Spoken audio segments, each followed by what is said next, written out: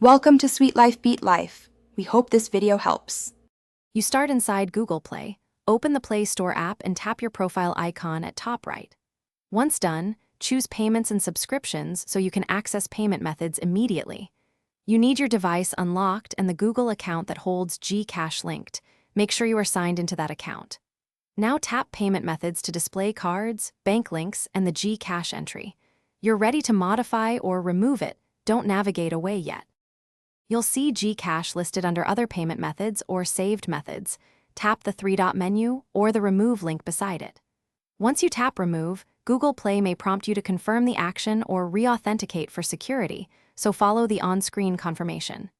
Make sure no active subscriptions are billed to Gcash. If so, switch their payment first.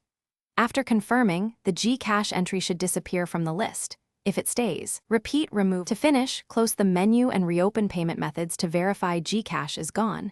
You can also attempt a small purchase to confirm. If removal is blocked, check for subscriptions still billed to Gcash and change their payment method first.